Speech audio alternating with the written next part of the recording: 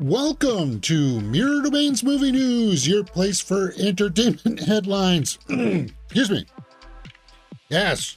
And on today's show, this is a live news show for movie fans where we talk about all the trending movie news headlines of the day, including the Predator Prey director wanting to work with Arny. Seriously? We'll take a look at the horror movie roundup, what's coming out later this year in the realm of horror movies. Paul Mescal has a quote about Gladiator 2 and Pedro Pascal. Oddly enough, it's Monday, and we'll take a look at the weekend's box office report. But we start off today's show by looking at Superman Legacy and some new behind-the-scenes images. Seriously, already? They're not even filming this, so what the heck is this? Superman Legacy star David Cornsweet teases superhero prep and new behind-the-scenes images. Well, let's just take a look. There he is. He's filming something else for some other project. And this is what people are running with. Unbelievable. Oh, my God. Yeah. You expect him to be working out. He's got a beard on right now. They're not going to go for the bearded Superman look, I hope. But that's all they're showing. How do you twist and distort this into a Superman story is beyond me. But yeah, oh, look at that, he's standing there. Oh, his shoulders look broad, he must be working out for Superman. Well, of course he is, but I mean, if people had doubts about his stature, he's definitely got the frame for it. And once he loses the beard and such, well, as you can see from his image here, he does sort of got that look. So as far as superhero prep for Superman, do you guys buy that? Are you buying that? I'm kind of like, it's a bit of a stretch, guys. Just a touch. All right, let's continue on talking about the DCEU, because this story also caught my eye here. DCEU or whatever. Suicide Squad director David Ayer shares his easy fix for DC's disastrous box office run. Yeah, DC movies, for the most part, under the shared universe, has not done that well at the box office. Ever since, well, probably, well, Batman versus Superman underperformed. It should have been $1 billion film. And then Suicide Squad came out, and Zack Snyder's Justice League and the Snyder Cut, Flash bombed, Wonder Woman 1984 bombed, what is it? Harley Quinn in the Fabulous Emancipation or whatever, Birds of Prey. It's just all didn't do so well. Blue Beetle didn't do so well, right? So Black Adam, what the heck's going on with this? And what's this fix? What's going to fix all this? So the title of the headline got me, right? Like, what do you mean, easy fix? Let's just see what he says.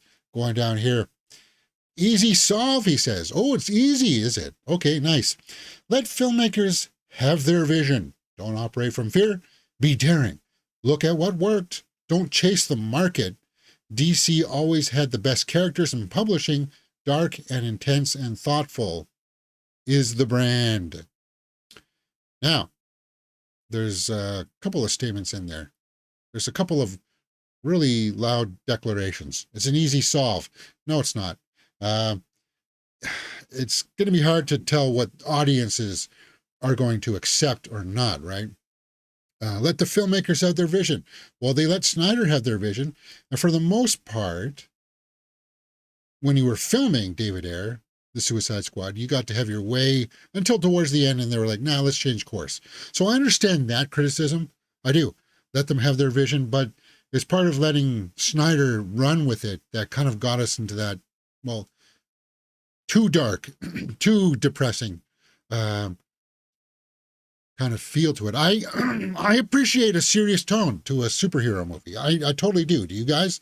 Like, there's a way to do a superhero movie that's serious in tone, which I guess some people would confuse as dark, but when you try to make dark your mandate and say, well, it's got to be dark and brooding, let's wash out the color palette. Let's not have Superman stand for like, peace and justice. He'll have this inner conflict of, should I not? It's like, no, we don't want that. That's not what you mean by dark. It just means that it's a bit more of serious. And I don't mean like, how would the world react if Superman were real? I don't mean that kind of a serious tone. I mean that you're just handling the character with respect. Yeah, he's a guy with a cape and blue tights on. Not a very practical suit to go flying around saving people, right? Not very practical. That in itself is like, you just take it seriously, and I think that's the easy fix. So some of his comments are, I think, a little bit misguided, I think. Don't operate from fear. Yeah, that's a good one. Be daring. Yeah, I don't have a problem with that one. Look at what worked. Well, what worked? What did work? What worked with Man of Steel? I think you guys know that I'm not a big champion of Man of Steel. I don't think it's a masterpiece or anything like that. I wish they didn't try to reinvent the Superman character. But what worked there? Hiring Henry Cavill was something that worked there. Amy Adams worked. Did Zack Snyder work? Well, he was daring. I'll give him that. But some of the choices about like, well, let's make it washed out. Let's not focus in on him being like Superman. Let's try to reimagine the origins. It's like, no, guys, you don't need to reimagine the origins of Superman. But they tried, and it came out anyway. DC's always had the best characters. I kind of agree with that. Batman and Superman over Iron Man and Captain America any day. Dark, intense, and thoughtful is the brand. Dark, intense, and thoughtful.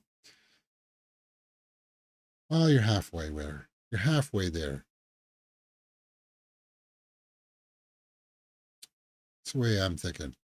What do you think about that? The Suicide Squad saying it's an easy fix. It's the easy fix. It's like, it's not that easy. I don't think it. I don't think it is. All right. What's going on with that? Oops. Huh. Yeah, sorry. There you go. I remember Tim Burton Batman film. The hype began. That campaign came from Prince releasing theme tune, then sound bites, plentiful. Great introduction for Michael Keaton. Yeah. And Michael Keaton took that seriously too, right? In the beginning, like, he comes down, he puts his arms up like this. No, you don't put your arms up just so you can flap your cape. Like, but he still took it seriously, and the lines are not easy to do. I'm Batman, and like to have that convincing to come across, that's hard to do. And as long as you take it seriously, people will go along with it, right? Yeah, it's kind of a, far out there idea, but yeah, you guys understand what I'm trying to say, right? Easy fix, not so much. I can't agree with that. All right. Let's go into the weekend's box office report, because I do want to talk about the numbers that came in this weekend. And there are all my social media handles that you guys can follow. Social media handles. And follow us on Twitch. We're on Twitch a lot these days. We're doing video games. We're doing Street Fighter 6. We're doing Final Fantasy Remake.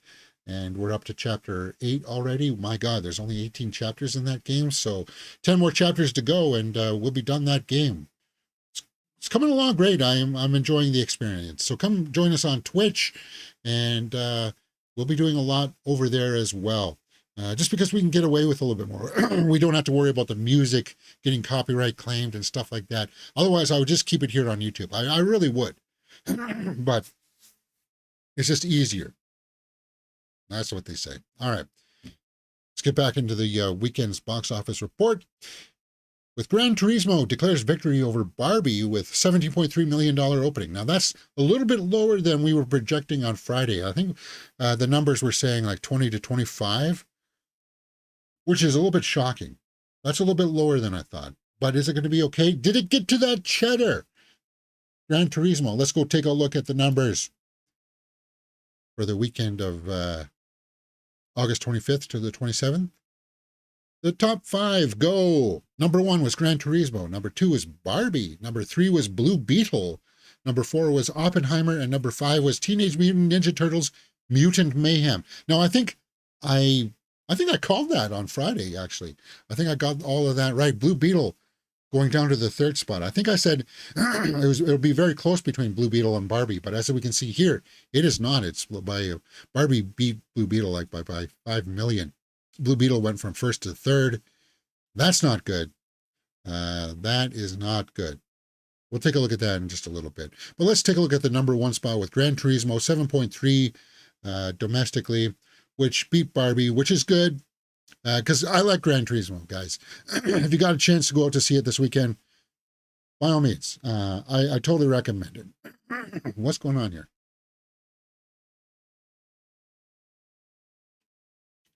Sorry about that. Domestically, 7.3, internationally, 36.5 for a worldwide total of 53.8. And I like this movie, man. I can't say enough. So the budget, what was the budget for Gran Turismo? It was given around 60, but I've seen upwards of 90 million.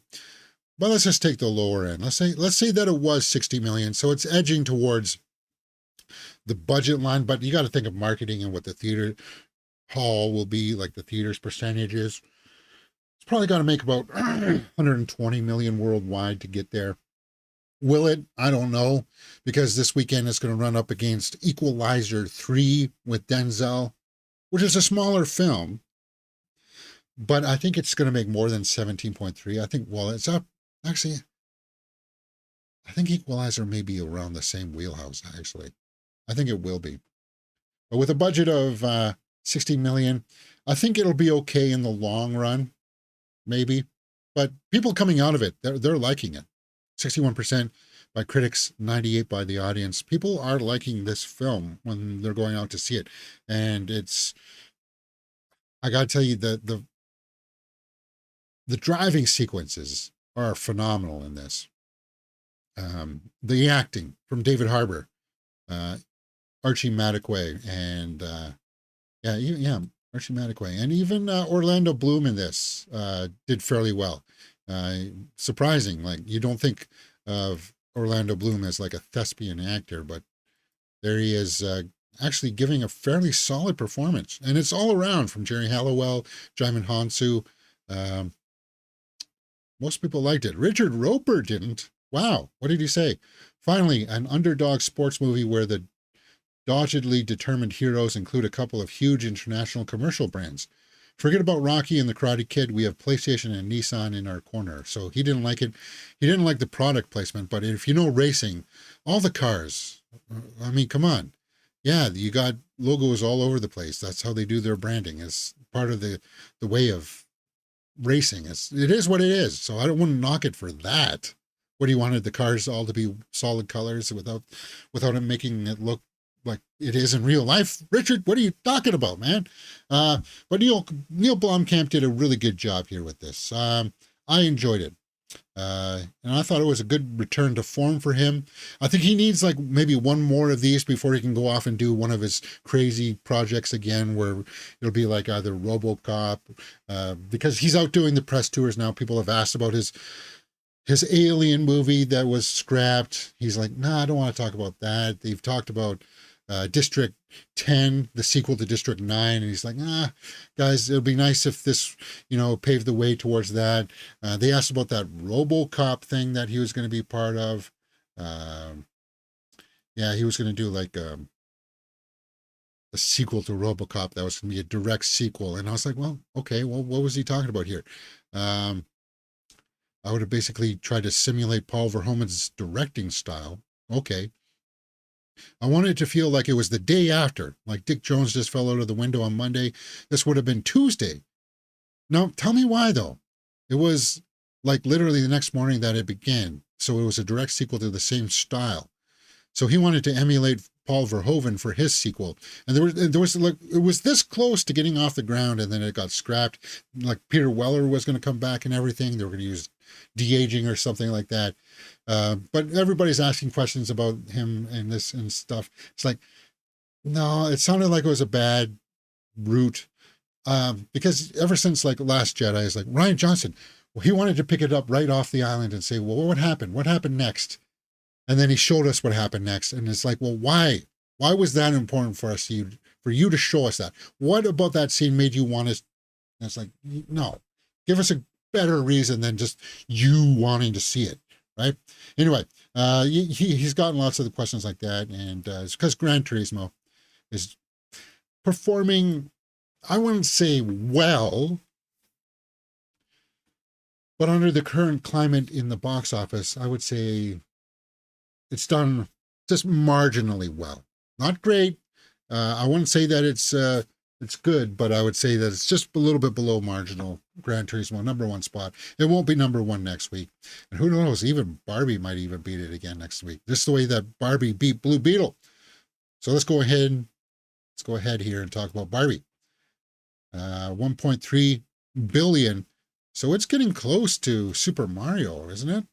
I know that it's the highest for what is it? The studio there.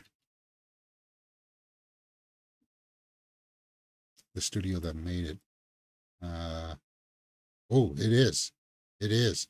So Super Mario 1.359, 1.53, 1.359, 1.34. So it's getting close to Super Mario. It might beat Mario. In fact, it is.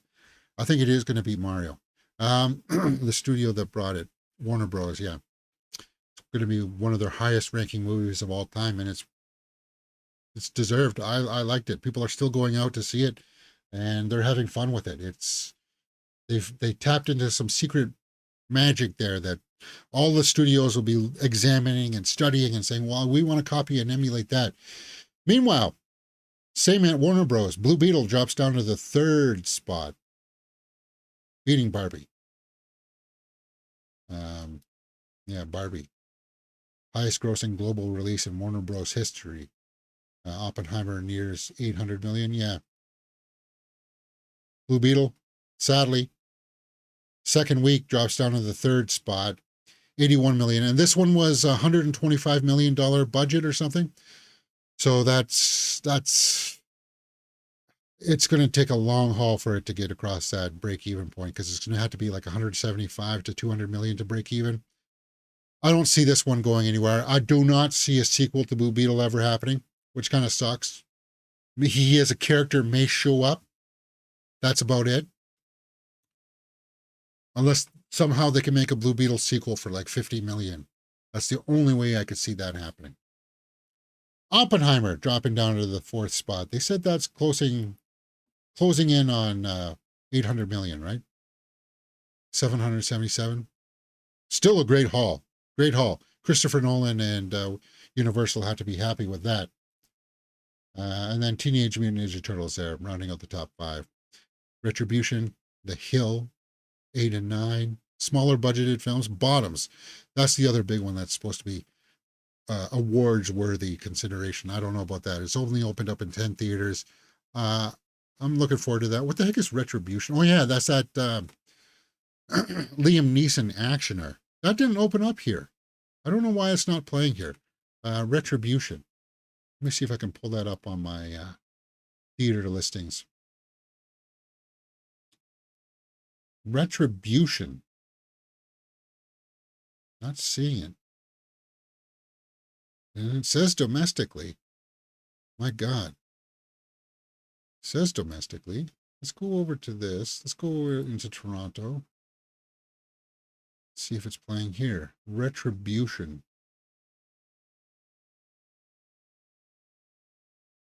Haunted Mansion is still playing for some crazy reason. So is Indiana Jones for some audacious reason.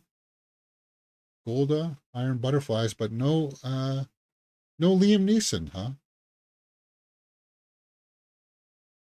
Very strange. Maybe it's playing this Thursday? No? Blue Beetle? Equalizer 3 is coming out this week. Yeah, we know that. Haunted Mansion is still going to be playing for some, yeah, strange. Retribution. Smaller release. I think Jeremy Johns did his review for that, right? The Hill. What the heck is The Hill? A remarkable true life story of Ricky Hill's improbable journey to the Major League Baseball. Okay. Is that Dennis Quaid? Ah, fascinating. But that's just the way that the weekend's box office numbers have been, guys. What do you think about that? Let me know in the comments. Hopefully Equalizer 3 will end the summer with a bang, then a whisper. I hope so. I hope so.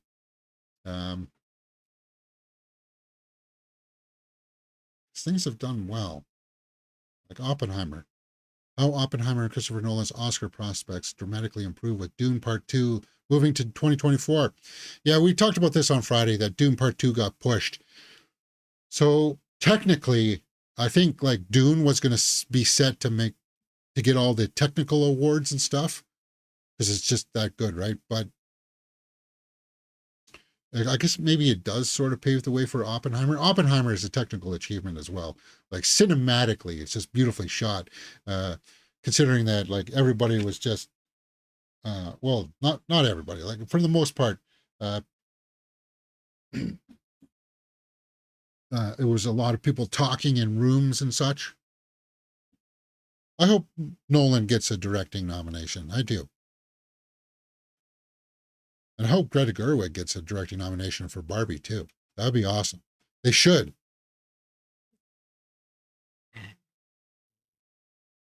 Yeah. Yeah. All right. What's next? Paul Mescal. Or Dune Part 3. Yeah, we're talking about Dune. Let's talk about Dune Part 3. Denis Villeneuve says it would be a dream to make a third Dune movie. Now, what I understand is that they've only adapted the first movie into two parts. They want to do the third one where he becomes like, I don't know if they're going to go as far as like their children and stuff like that, and one of them turning into a sandworm and stuff like that. I don't know if they go that weird, because that's where it goes. It goes into some really weird stuff. Image wise, I don't know if people would be wanting to swallow that one. We'll have to see. Doom Part 2 was my most anticipated for this year. Got pushed to next year, so we'll have to see. And it's being pushed into March or April or something like that, right? So it's earlier in the year. It's not going to get quite of the big summer haul. Yeah, March.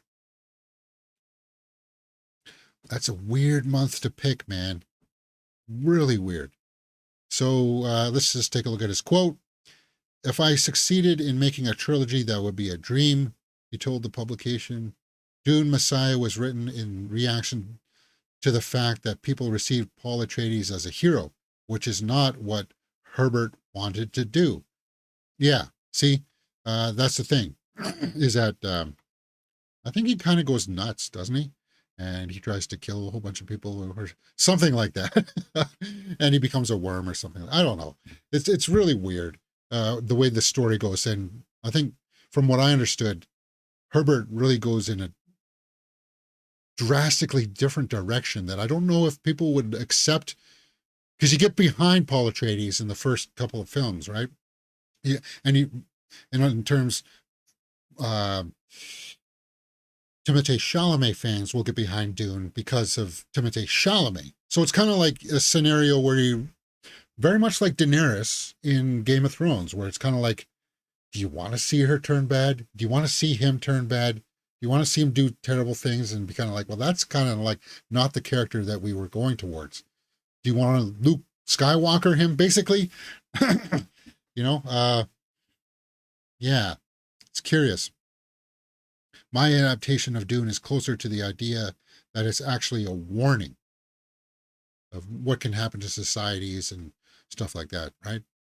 After the books became more esoteric, he explained, while he has yet to go ahead and for a third installment, the director admitted that it's not only in his head, the words are on paper, he revealed. Oh, so they've got a script? They got a script for Dune Part 3? Is that what he's saying there? Villeneuve explained that he would say goodbye to Arrakis after Dune 3 and move on to other projects. After that, the books became more esoteric, yeah. Yeah, like Children of Dune and stuff like that. It gets really weird, man. So he wants to make a trilogy, maybe. I don't know. We'll have to see. Got a new image at least. Fade, Leah Sadu, Austin Butler. He's like going to be he's the muscle of the bad guys, right? Very interesting. New image from Dune. Yeah. Moving on. Paul Mescal is in the headlines. For what reason? Well, Paul Mescal was too afraid to talk to Gladiator 2 co-star Pedro Pascal. What? Paul Mescal had to wait for Gladiator 2 co-star to make the first move in their relationship, saying he was too afraid. Paul Mescal got acclaim last year for his acting. He was nominated for a Best Acting, right? He's going to be in Gladiator 2. You're going to hear a lot of Paul Mescal in the next year or so. So he's intimidated by Pedro Pascal? He bumped into Pascal at the airport, but tried to duck him. I was too afraid to go up to him. He came up and just seemed so genuine. I'm really looking forward to hanging out with him. Well, that's what I hear. I hear that Pedro Pascal he's a good dude, right? Somebody you can just sit down and have a beer with or talk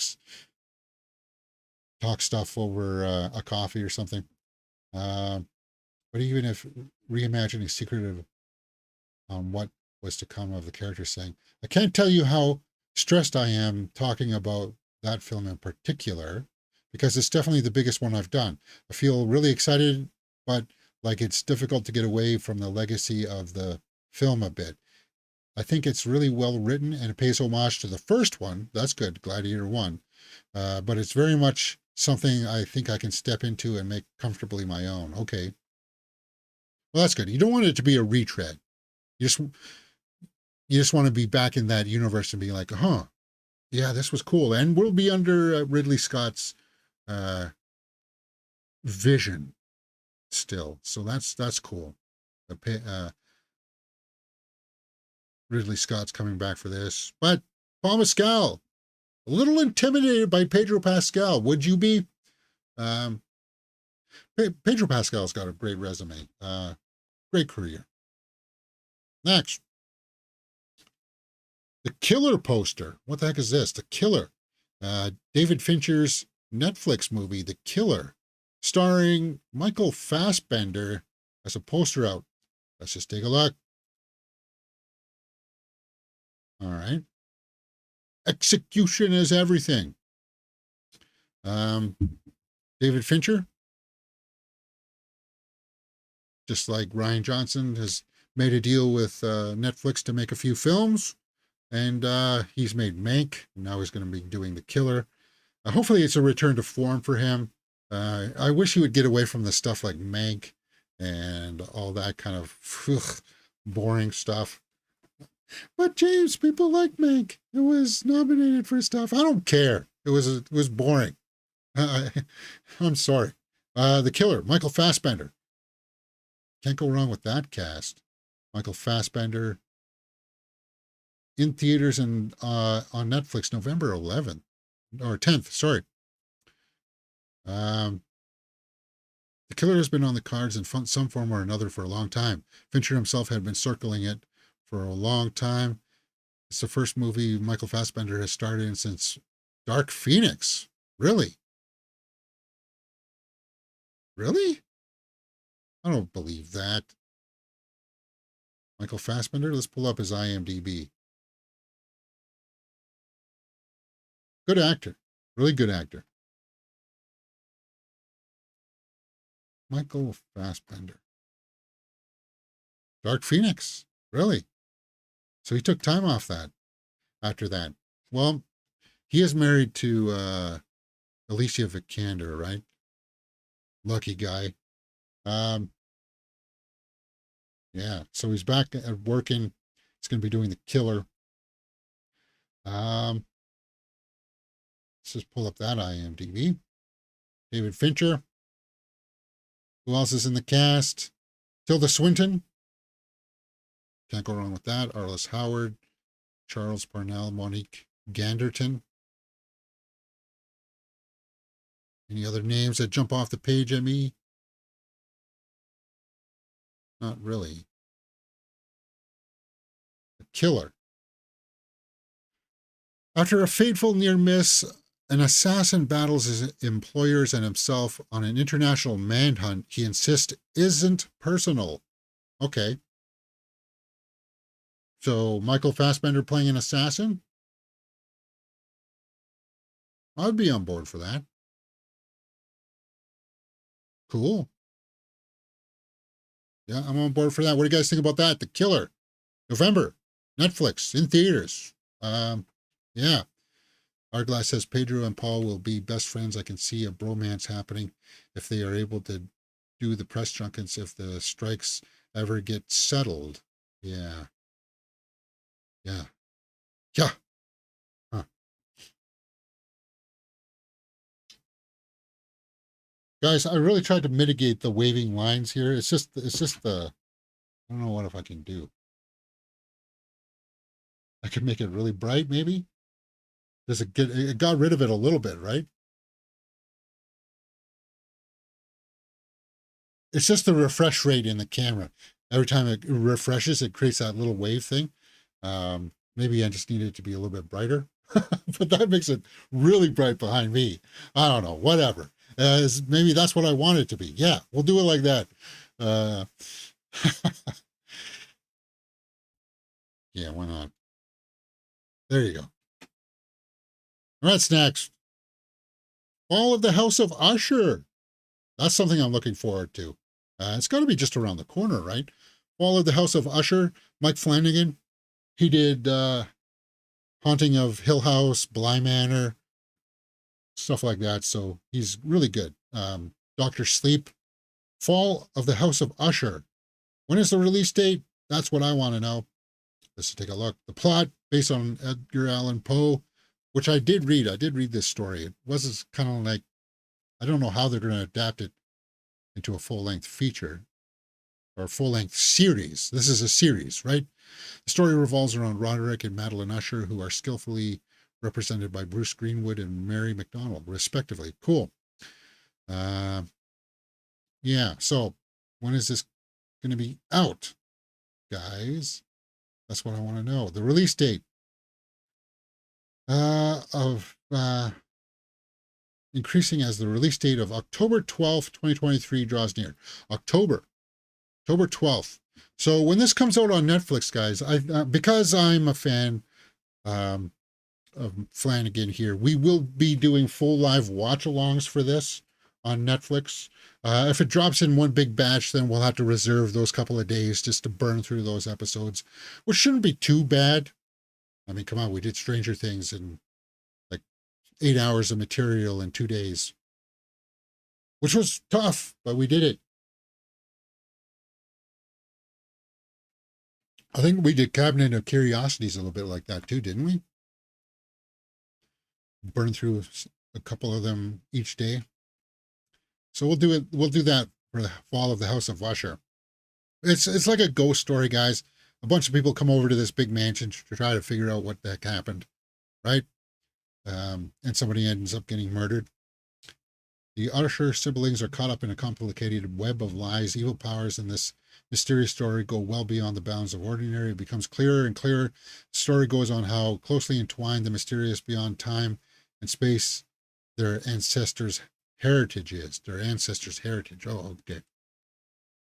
But I thought it ended with a murder. I'm pretty sure that it did. Hmm.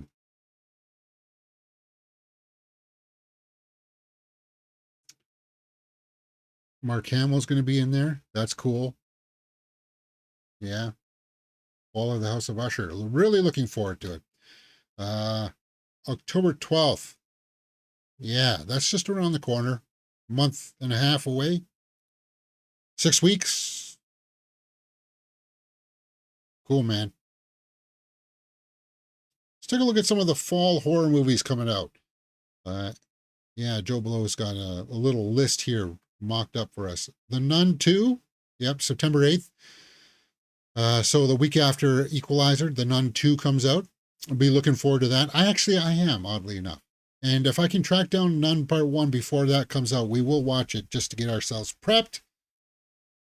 Not as if this The Nun is not a legacy thing where it's kind of like we gotta pay proper respect here. No, it's just I want to get caught up and remember. All I remember is that the third act was a bunch of CGI schlock fest. It was like, yeah, whatever. Hopefully Nun 2 doesn't do that. I like the trailers for that. Satanic Hispanics. That sounds like B-movie fare. September 14th. Satanic Hispanics. I never even heard about that one. A Haunting in Venice. That one I am looking forward to. September 15th. September 15th. Wow. So that's middle of the month. So you got Nun 2, Haunting in Venice in September. Elevator Game. Whatever the heck that is. Which took place in a rest stop bathroom. What?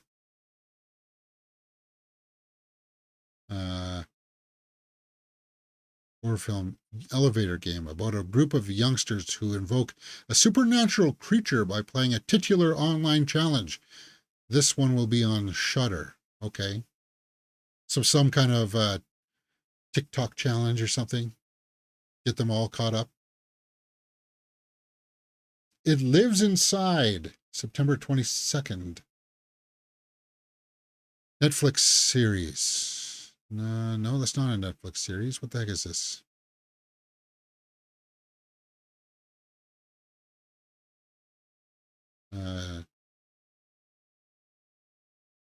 It Lives Inside, huh? Saw X, that'll be the big one. September 29th. Yeah. I think that one is going to do better than some people are expecting. I'm hoping that it delivers. Because I like the last one, and I hope this one does as well too. Next, Totally Killer, streaming October 6th. Feels like I should know this one. Coming to Prime, Totally Killer, which stars Kiernan Shipka on a modern-day heroine. As a modern-day heroine who travels back in time to 1987 so she and a teenage version of her mom can take down a masked maniac called the Sweet 16 Killer. Little bit like Happy Death Day, it sounds like, with time travel, but I don't know. Teams up with her mom to take down a killer. That's sort of Back to the Future-ish as well, kind of thing. Pet Sematary Bloodlines. I thought that movie was scrapped. This is supposed to be like the prequel to the reboot, the remake of Pet Sematary. This is the prequel to that. It's going to have David Duchovny in it, from what I understand. The prequel that'll take place in 1969. So it'll have a younger version of Judd Crandall, played here by Jackson White. Jackson White. Do I know that actor? Judd Crandall in the remake was played by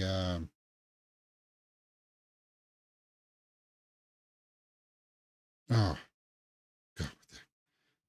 God. Why do I always draw a blank when it comes to this guy's name?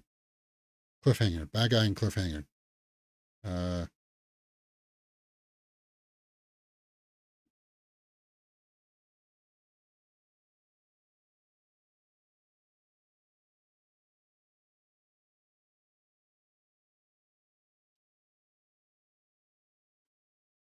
Come on. John Lithgow. There you go.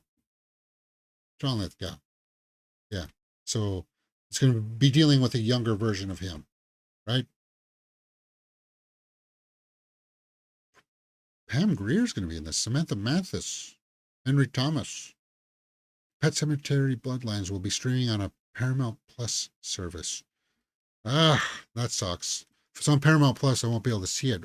I'm curious because I do respect the Pet Cemetery property, so I want to see what they do with it.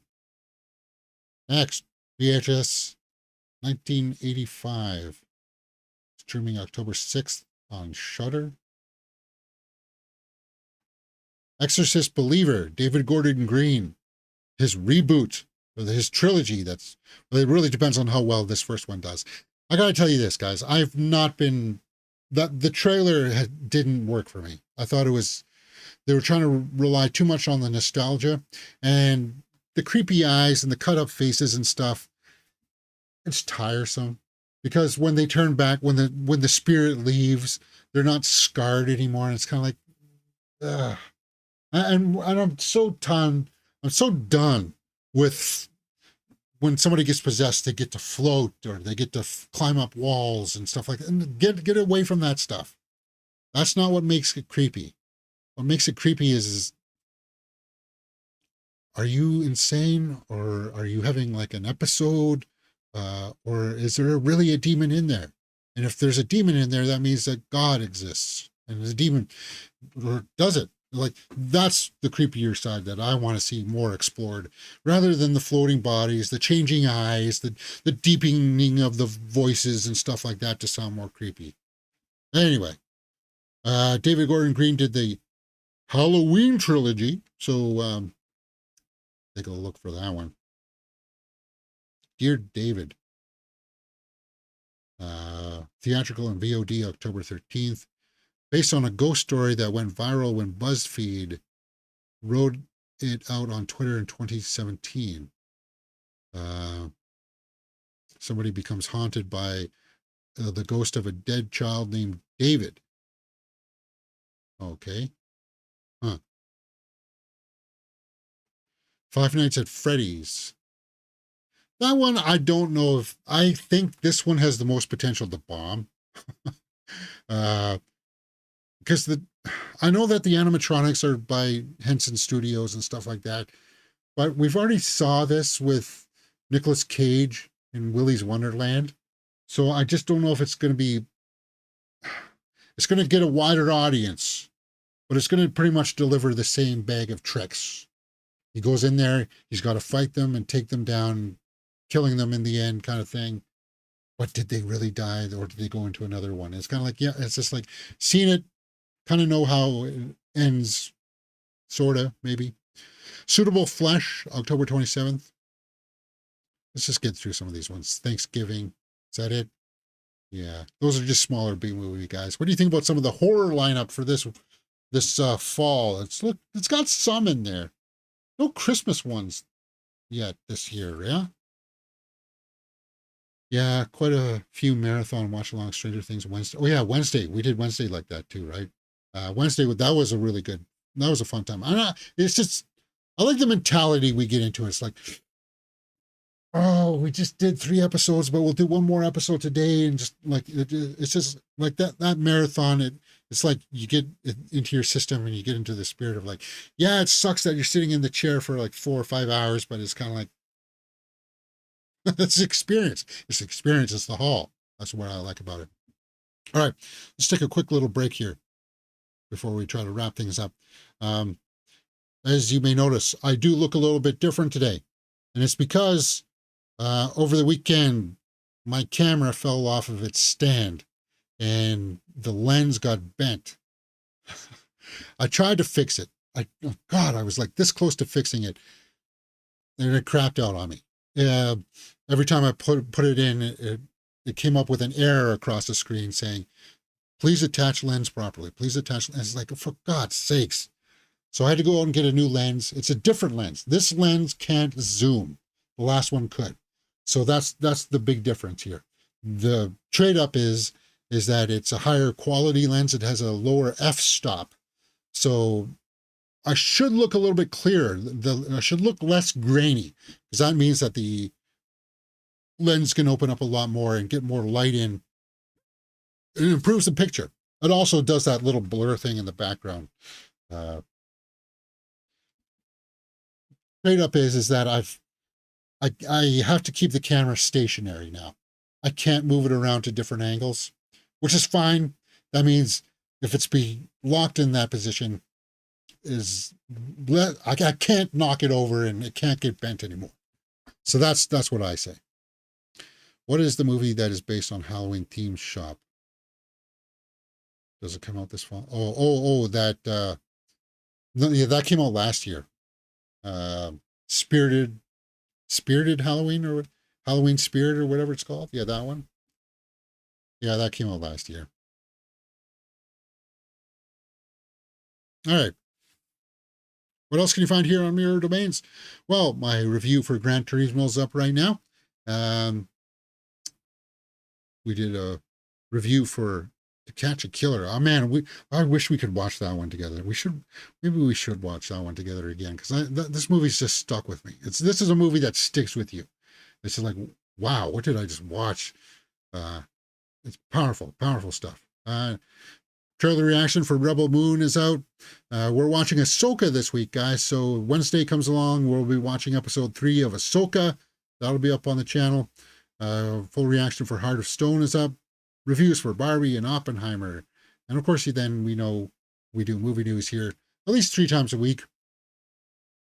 For now, we'll have to see. I want to get back into full live movie reactions as well.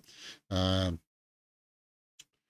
just got to get back into the swing of things, and I got to figure out how I'm going to balance the Twitch schedule with the movie schedule. What may end up happening is that we'll be doing the full movie watch-alongs on Twitch, so that we don't have to worry about copyright as much as on YouTube. So you know how I flip between like this stuff? I have to do that less over on Twitch. And then when I transfer the VOD over to YouTube, I'll chop it up and put it into like those 20 to 30 minute videos that every other movie reactor does. I'll do it like that. That's what I'm thinking. And then, of course, the full length VODs will go to members only, maybe. I think that's what will happen. Because I don't want to deal with Patreon. I know, it's just, I should get into all of it, but it's just, I'll put members only. We'll be able to watch the full length ones, and that's the way that I'll roll. That's what I'm thinking. Because I got to change it up. We got to try out different things to try to get more people into this kind of thing, right? All right. As you saw there briefly, Predator Prey. Arnold. Working with that director? That would be cool. Prey director would love to include Arnold Schwarzenegger in the sequel. Well, Dan Trachtenberg did a great job with Predator Prey, the first one. Great Predator sequel. I want that on 4K if I can. And that's coming out on 4K, right? Soon? Prey director Trachtenberg is open to the idea of bringing back Arnold in a sequel. Well, they've been trying to get Arnold back for the longest time. It's just, they haven't found, like, he hasn't said that he would, but I think if the part was right and it was interesting enough, like there were talks that they were going to be in, what was it, The Predator, you know, that alien suit that they got at the end, the armor, it was going to open up and Arnold was going to be inside. It was kind of like, how are you going to explain that? There were talks about having Arnold show up on the planets where Predators was. I don't know about that.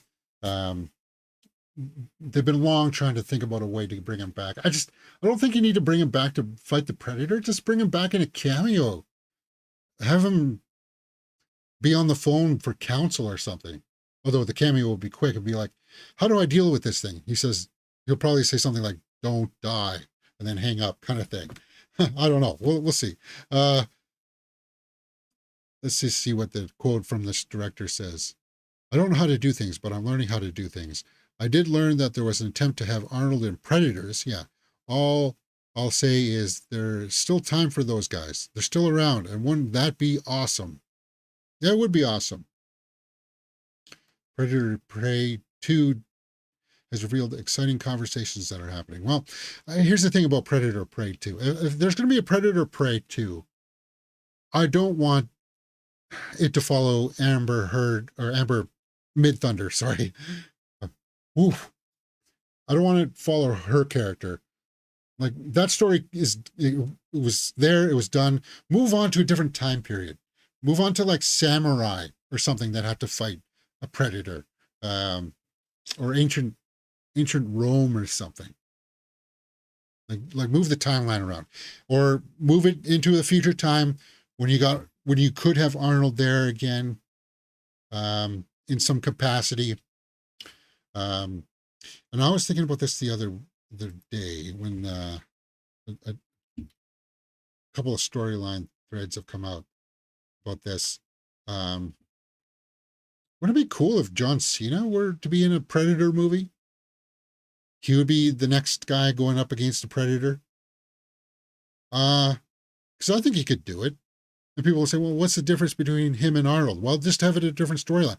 And if he was military, that would help create a stage where a military guy going to talk to Arnold for advice just makes it a little bit more easier to weave Arnold back into the story. You see what I mean? But I'd follow John Cena taking on a Predator. Why not? That's what I would like to see. Anyway, talks of Predator Prey 2 may be happening, maybe not. Well, no. Who knows? All right. Where are we at? Arnold Predator sequel should have happened by now, just after Arnold did True Lies. He was at his best, and I wish that too. Pedro and Paul will be best friends. I can see a bromance happening if they are able to do press junkets, if the strikes ever get settled. I hope so too. Yeah. I hope so too. Piper trailer offers a preview at Elizabeth Hurley, Anthony Waller horror film ahead of its world premiere. Trailer is now online. Piper, like the Pied Piper? Is that what this is? If I'm a fan of Elizabeth Hurley, yeah, ever since Austin Powers. It's going to premiere at Fright Fest Sunday, August 27th. So yesterday. It premiered yesterday. Okay. So the supernatural thriller is said to put Hurley against an evil child-stealing folklore legend like the Pied Piper. Twist on the story of the Pied Piper of Hamlet, whose vindictive, relentless spirit seeks out those who have gotten away with crime. Okay. Elizabeth Hurley moves to a quaint German town with her daughter, Amy, but ends up in Piper's crosshairs when it is revealed she's hiding a dark secret from her past that puts Amy's life in jeopardy. Wow. Sounds a little leprechaunish. But who cares if we get a copyright claim on this? Very few people are going to watch this. Let's just check out this trailer. Piper. We're in Hamlin. It's our new home. When you freshen up, I'll show you around your new school. It's a prison. Look, Amy, the Pied Piper. They're Miss Beckers. Look when it has a chance to make new ones. Quiet. There will be consequences. 3, 2. She's stunning. She's aged so well. Please proceed. Why did we actually come here? She likes to post Best option for like us. bikini Sleep pictures back. on her Instagram. It's like, oh, Amy,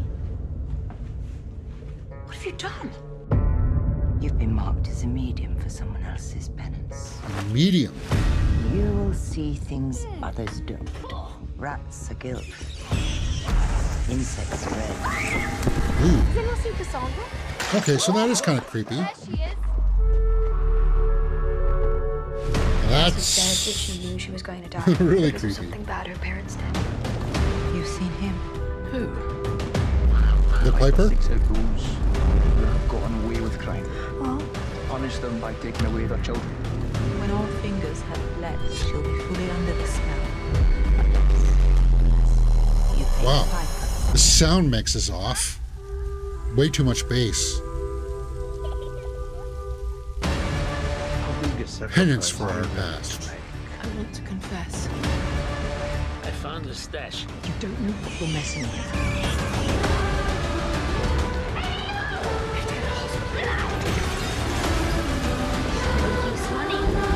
You always get you in the end. Elizabeth Gilliam. Ah, okay.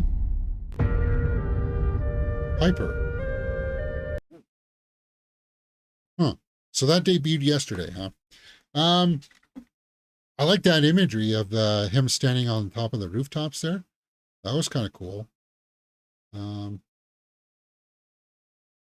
was that? It was near the beginning, wasn't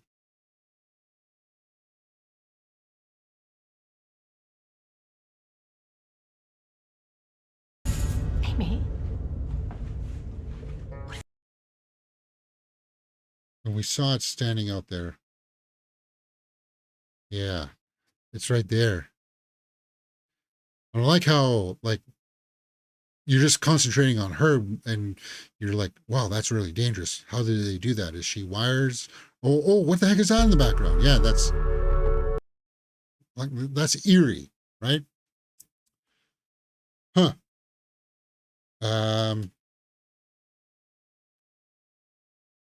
Chris Ober, when is Dune Part 3 happening? At least there's a chance Predator Prey 2 might get a theatrical release this time. That would be cool. Predator Prey should have gotten a release.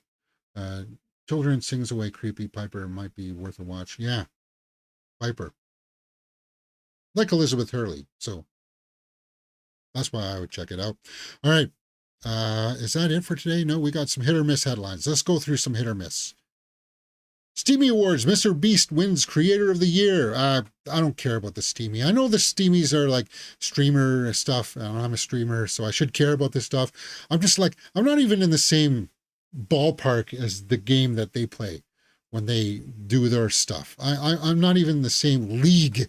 I'm like in the minor leagues compared to them. I should study them. I should follow them, but I don't. Him winning, just whatever, between him and PewDiePie or whatever. I don't really care. Next, Bob Barker died on the weekend. Price is Right, 99. I used to love skipping school in the morning and watching, like I would have to watch up the first half hour of Price is Right. So I would never get to watch the final showdown. And then when he skipped school, of course, then he got to see the final showdown. Anyway, yeah, may he rest in peace. And everybody's been out paying their tributes. Adam Sandler from paying tribute to him in his scene in Happy Gilmore. Storied career. 99 is a good run. So rest in peace, Bob Barker. Championed animals and their rights, you know. Arlene Sorkin passed on the weekend. She did the original voice for Harley Quinn. Days of Our Lives star. Mark Hamill and James Gunn pay tribute. She was also a small role in Sylvester Stallone's comedy Oscar. She has a very small role in that too. So a couple of rest in pieces. That's all I got for hit or miss. Let's go over to the Twitter roundup. And I think we'll call it a day because I don't think there's anything else more to talk about. Just refreshing my page to see if there's any new trailers out. I don't see anything. So, first look at Netflix comedy Family Switch. Emma Myers, Brady Newton, and Jennifer Garner. It centers on a family who's, after a chance encounter with an astrological reader, wake up to a full body switch on the morning of the most important day of their lives. So they switch bodies. The mother becomes the son. Ugh. Oh, I don't know if I like that. She's done body swaps before, movies. This is 13 or whatever it's called. Okay. Saltburn, teaser this Wednesday. Saltburn, why should I know that? Saltburn. in theaters November 24th. From Academy Award winner Emerald Fennell. The film stars Barry Keoghan, Jacob Elordi, and Rosamund Pike. Okay. Is that Barry right there?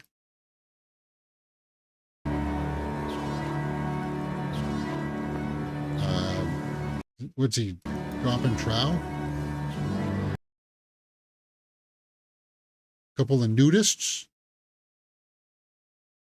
I don't know what the heck that's about. Steven Spielberg, Bradley Cooper on Maestro. Oh, so Spielberg came to the set, huh? That's interesting. Hey, if you got a big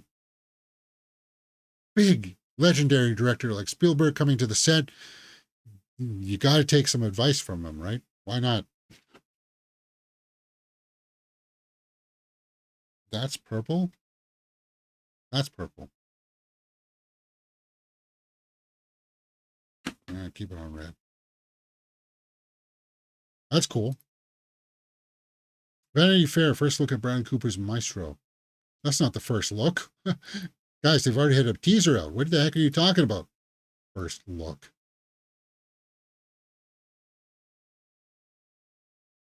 Rustin. Coleman Domingo. Book of Clarence. Lakeith Stanfield.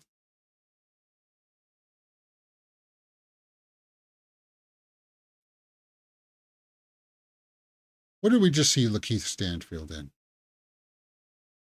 Something I championed. I said that name sounds like something I said you got to check it out because of him. What was it? Quickly. What was he just in? Not The Changeling. Oh my God, James. He was just in something. He said you got to check it. See, that's how. Oh, Haunted Mansion. That's right. He was good in Haunted Mansion. He was one of the few reasons to only watch Haunted Mansion. I heard that tomorrow's episode 3, Ahsoka is going to be 40. I don't care about the runtimes. I'm not hung up on runtimes for series like most people. And that's something that I scratch my head at every day. I'm so over body swap movies. Yeah.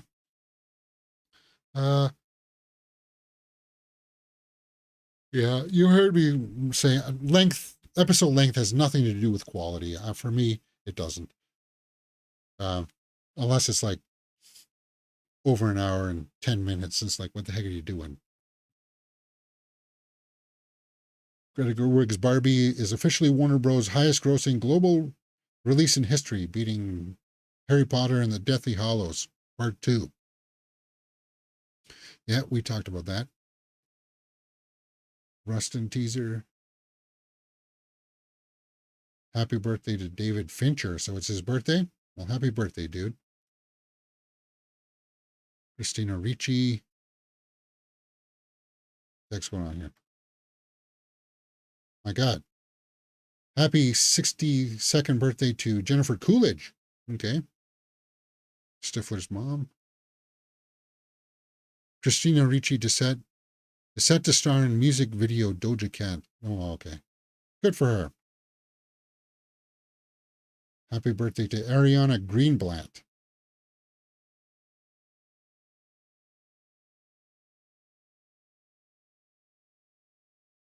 Nautilus? Disney is no longer moving forward with Nautilus as part of cost-cutting content. The series is in the middle of production and will be shopped to other studios. So there's the axe. The axe is starting to come down on some of these projects that they started, and it's like, why are we making this? Andrew Garfield. All right. You know what I was thinking the other day? If they ever remade Jaws, I thought that Andrew Garfield would be good as Chief Brody. He would be my number one pick for Chief Brody in a Jaws reboot. Maybe I'll do that later today. Who would you recast in a Jaws reboot? All I know is that I would love to have Nicolas Cage as Quint. Nicolas Cage as Quint, and Andrew Garfield as Brody. But then who would you play Richard Dreyfuss's role? Hooper. Who would be a good Hooper? And somebody that you could change up. Somebody who would have to have good chemistry with them, right? I have a bit of catching up to do for Final Fantasy, James. We've had a long weekend over here, so I'm only back. When do you get to Twitch again? Oh, we'll be doing Twitch later on today, and about 50. I try to get on between 12:30 and 1 o'clock. I was going to start at 12:30 yesterday, but then, of course, I had the stupid camera thing going on.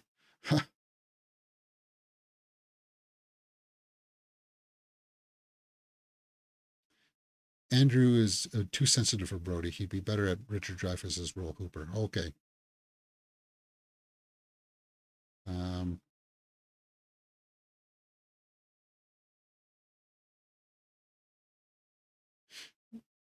Somebody who might be good at a Hooper. I know this one might be. You know who might be good as Hooper?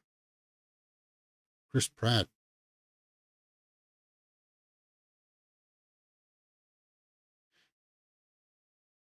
Here's the thing. Do you need to really remake it? Or just reenact certain scenes with them in it? Like, if you could reenact some of the boat scenes with them in it. Just here's your new cast. Here's some of the scenes that you would like to see. Again, I'm going for that angle of trying to give the audience what they would want. And why not? Anyway. Emma Stone says Bella Baxter in Poor Things is her favorite character she's ever gotten to play. Really? She plays like a Frankenstein monster. Good actress.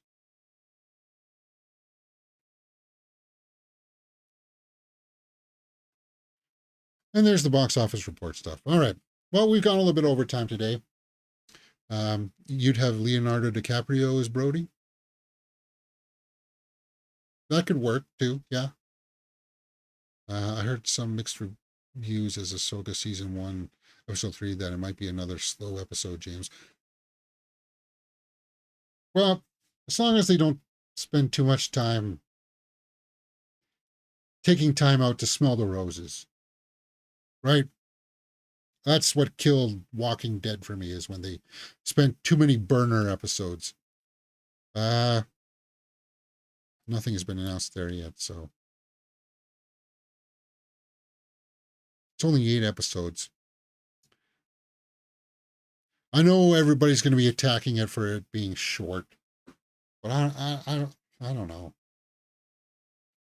Yeah, I submit I'd go with Chris Pratt too. Definitely remake Jaws with more sharks seen on the beach prior to the boat chase, and more shark scenes in water. I wouldn't know if I would. But you can make the shark scenes look more realistic and stuff. I would retool the ending a little bit too.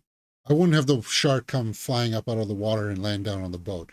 I just have the boat sink into the water enough that the shark would just come in like that. That's the way I would do it.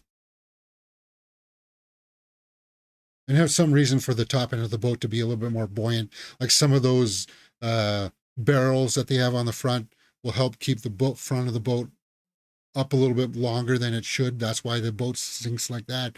Just logical things like that. But I think Jaws still resonates with people today. Like you watch a lot of the younger people reacting to it online and stuff, and it's still impactful, right? It punches, and what a lot of that has to do is a lot of that's done with the actors, right? More shark jump scares. Oh, okay. Maybe. All right, guys, that's all I have for today. We will be on Twitch this afternoon. So come join us for that, as I said, in about in an hour.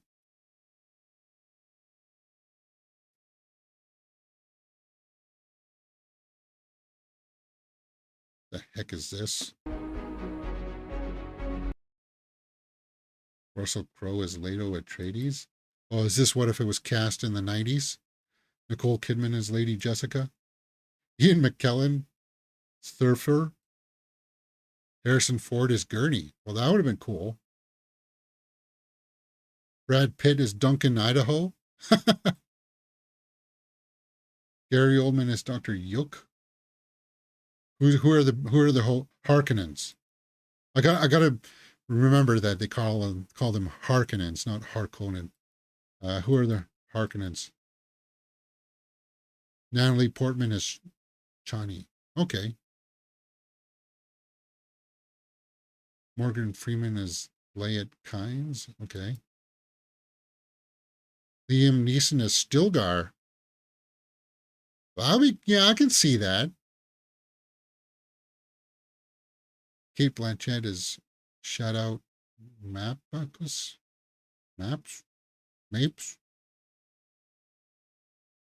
Kirsten Dunst as Iliad Atreides.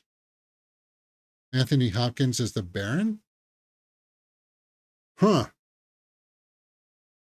Yeah, the red hair. They were supposed to have red hair, but they made them bald in the new ones. Whatever. Okay, I got no problem with that pick. Ray Winstone as Glossu as the Beast. As the Beast Harkonnen. Okay, Harkonnen. Sorry. Edward Norton as Peter DeVries. Okay. Matt Damon as Fade. Okay. Interesting. Judi Dench. Alan Rickman is Emperor Shaddam. Kate Winslet is Princess Aurelian. God, Kate Winslet is...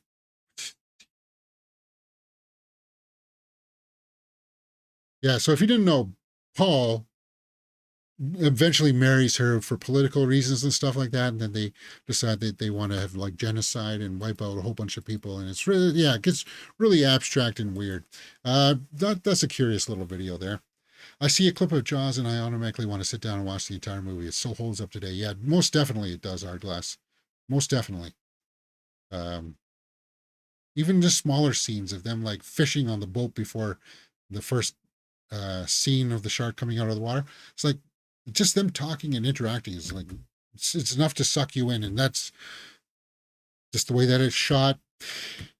Anyway, enough Jaws praise. Did you hear that Donald Trump is going to be arrested, James? He was arrested. Yeah. No, I've been following that. We looked at his mugshot on Friday. I don't expect much. He'll be charged. He'll be even found guilty of most of these things, but he won't serve a day in jail. Where you should be getting a sentence of like 10 years or something for some of the things that he's done. And it's like, nah, you won't even go to jail for it.